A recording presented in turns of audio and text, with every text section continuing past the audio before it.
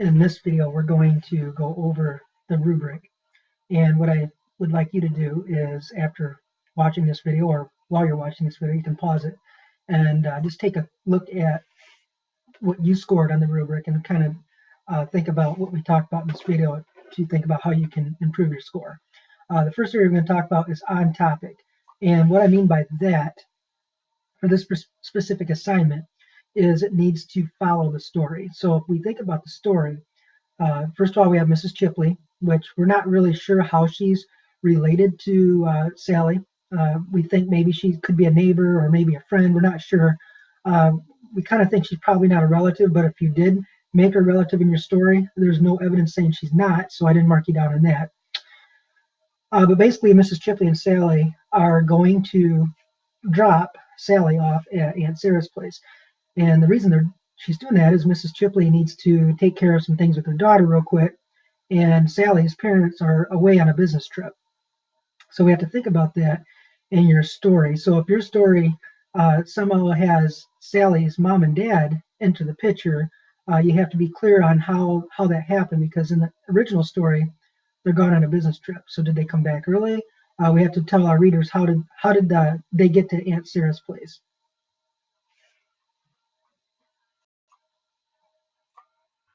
So it's okay to have Sally's parents somehow get there. We just have to be clear to our readers how that happens, since our original story has them away on a business trip. It's also okay to have new characters in here. We just have to introduce them. So Aunt Sarah could have a husband, or Aunt Sarah could have some kids, so that Sally could have some cousins. All that's okay as well. So basically, 2 points means that you are totally on topic. 1 point, there's something that's a little confusing in there, and more than likely I put a comment on there if I gave you 1 point. Conflict, setting, plot, and characters.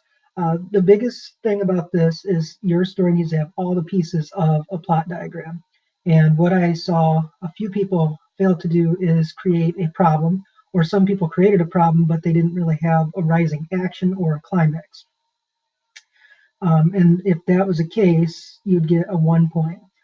Okay, remember that all stories need to have a problem. So basically, when Sally gets to Aunt Sarah's, as nice as it'd be that they hung out, and Sally went to bed, and they live happily ever after. As nice as that would be, that's not an element of a good story. So we need to develop a problem. We need to have some events that create a rising action, and then we need to have a climax where that problem gets at its worst, and then we need it to resolve and end.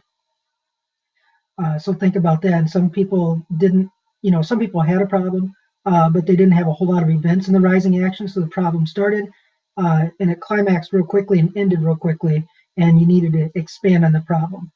So that would be another reason to get a 1 out of 2 versus a 2 out of 2. Pacing, this has to do with how your story moves. So if your story feels rushed, and keep in mind, if it's a short story, more than likely it is going to be rushed, because it's hard to make an effective story with all these pieces and have it not be rushed. Okay, so if you got a 1, so if you got a 2 out of 2, that's good. If you got a 1 out of 2, think about some places where you can expand on it. A lot of times people rush through either the rising action, so they hurry up and get to the climax. Some people rush through the falling action, so their story basically ends without working out. And the only way that can happen effectively is have it to be continued story, and that would work. But most stories do need to have the problem being resolved. It doesn't have to be a happy ending, but the problem does have to get taken care of. So think about that. Dialogue, most of us did pretty well in the dialogue. Let's scroll down a little bit here. Most of us did pretty well on dialogue. But if you did get a 1 out of 2, think about places where you can make your character talk. So look at some places where your characters can actually say something. This actually adds to our story, makes it more exciting, gives us more of a sense of what the characters are like, gives us a sense of the personality of the characters, and it really does add to our story. Transition words. This is an area where a lot of people did get marked down a little bit, because remember, we're trying to use high-level transition words to show readers exactly when something's happening and exactly where something's happening. So every time your scene kind of moves to a different area, or your character kind of moves to a different character, think of a transition word you could use. So something like the next day, or an hour later, or suddenly, those type of words. Those are the high level words we're looking for. Now, if you used a few transition words, which a lot of us did, you did get a 1 out of 2, but we need to think about how we can use more transition words and how we can use the higher level transition words that we glued in our interactive notebook. Show not tell words, these are descriptions. So think of ways that you can describe everything in your story to make your story more interesting and more effective. How does Aunt Sarah look? How does Aunt Sarah's house look? Okay, during your conflicts and your rising action, describe in detail what's happening.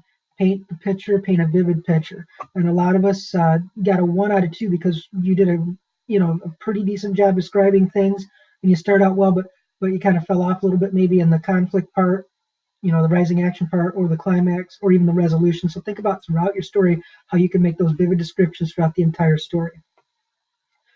Grammar and overall conventions, 2 points. This means that you punctuated just about everything correctly, including the dialogue. A lot of us got 1 point because you punctuated most things correctly. So you did have your periods and your capital letters and things like that. But the dialogue, you didn't punctuate correctly. And because of that, I'm attaching a separate video to this assignment just to go over exactly how we do punctuate dialogue, our 4 rules that we talked about in class. So if you got marked down on that and you'd like to get a better grade, that might be a video that you'd want to watch. Some of us did get a 0 on this, and remember the basic things that we need to do in any piece we write. So for example, every time we have a name, like Mrs. Chipley, Aunt Sarah, Sally, that needs to be capitalized. Every time we use an I, that needs to be capitalized. So basically, I think most of us know how to do that, but basically you need to go back and proofread before you turn in. Make sure all your I's are capitalized, make sure all your names are capitalized, make sure you have periods at the end of sentences, those type of things. And throughout the year, I'm kind of getting stickier and stickier about simple mistakes like that, because we really do need to work on making sure we proofread before we turn the paper in. All right, so that takes us to our grading scale, and you can compare what you got to the grading scale. And this is an 80% assignment, so if you did get a D or below, you probably will want to retake this.